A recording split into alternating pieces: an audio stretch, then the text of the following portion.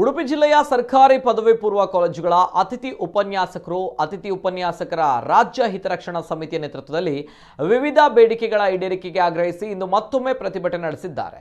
ನಗರದ ಅಜ್ಜರಕಾಡುವಿನಲ್ಲಿರುವ ಹುತಾತ್ಮ ಸೈನಿಕರ ಸ್ಮಾರಕದ ಮುಂಭಾಗ ಸಿಎಂ ಬಸವರಾಜ ಬೊಮ್ಮಾಯಿ, ಸಚಿವ ಅಶ್ವಥ್ ನಾರಾಯಣ ಮುಖವಾಡ ಧರಿಸಿ ಪ್ರತಿಭಟನೆ ನಡೆಸಿದ ಉಪನ್ಯಾಸಕರು ಸ್ಥಳದಲ್ಲೇ ಬೂಟ್ ಪಾಲಿಶ್ ಮಾಡಿ ಚಹಾ ಮಾರಿ ತಮ್ಮ ಆಕ್ರೋಶ ವ್ಯಕ್ತಪಡಿಸಿದರು.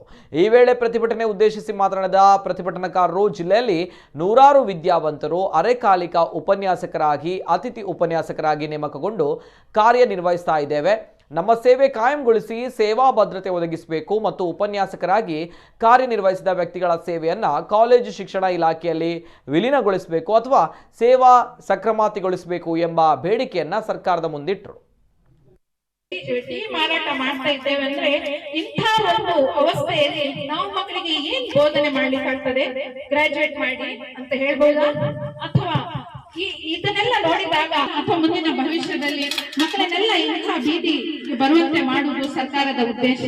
ಹಾಗಾಗಿ ನಾನು ಇವತ್ತಿನಿಂದಲೇ ಹೇಳ್ತೇನೆ, ಮಕ್ಕಳಿಗೆ ನಾವು ಯಾವುದೇ ರೀತಿಯ ಎಜುಕೇಶನ್ ಮಾಡಬೇಡಿ ಎನ್ನುವ ಮಟ್ಟಕ್ಕೆ ನಾವು ಬಂದಿದ್ದೇವೆ. ಕಳೆದ 10-15 ವರ್ಷಗಳಿಂದ ನೆಟ್ಟು ಸ್ಲೆಟ್ಟು PhD ಮಾಡಿಕೊಂಡು MCom MA ಎಲ್ಲದನ್ನು ಮಾಡ್ಕೊಂಡ್ಬಿಟ್ಟು ನಾವು ಸರ್ಕಾರಿ ಪ್ರಥಮ ದರ್ಜೆ ಕಾಲೇಜುಗಳಲ್ಲಿ ಅತಿಥಿ ಉಪನ್ಯಾಸಕರಾಗಿ ಕೆಲಸ ನಿರ್ವಹಿಸ್ತಾ ಇದ್ದೇವೆ. ಆದರೆ ಸರ್ಕಾರ ನಮಗೆ ಕೊಡ್ತಿರುವಂಥ ಸಂಬಳ ಕೇವಲ 11,000 ರೂಪಾಯಿ. ಅದು ಕೂಡ ನಮಗೆ 6 ತಿಂಗಳಿಗೆ ಸಂಬಳವನ್ನು ಕೊಡ್ತದೆ.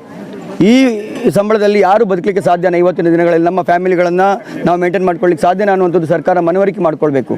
ಅದರಲ್ಲೂ ಕೂಡ ನಮ್ಮ ಇವಾಗ ಶಾಸಕ ಸಚಿವರುಗಳು ನಾವು ಪ್ರತಿಭಟನೆ ಮಾಡಲಿಕ್ಕೆ ಮನವಿ ಕೊಡಲಿಕ್ಕೆ ಹೋದವಾಗ ಉದ್ದಟತನದ ಒಂದು ಪ್ರತಿಕ್ರಿಯೆಯನ್ನು ಮಾಡ್ತಾರೆ. ಕೆಲವರು ಹೇಳ್ತಾರೆ ನೀವು ದೇಶ ಸೇವೆ ಮಾಡಿ ಅಂತ ಹೇಳ್ತಾರೆ, ಕೆಲವರು ಹೇಳ್ತಾರೆ ನೀವು ಪ್ರತಿಭಟನೆ ಮಾಡಿ ನಾನು ಜಾಗ ಕ್ಲೀನ್ ಮಾಡಿ ಕೊಡ್ತೇನೆ ಅಂತ ಹೇಳ್ತಾರೆ. ಇದೆಲ್ಲದೂ ಕೂಡ ನಮ್ಮ ಒಂದು PG ಹೋಲ್ಡರ್ಸ್ಗಳಿಗೆ ಮಾತನಾಡುವಂಥ ಒಂದು ಶೈಲಿ ಶಾಸಕ ಸಚಿವರುಗಳದು.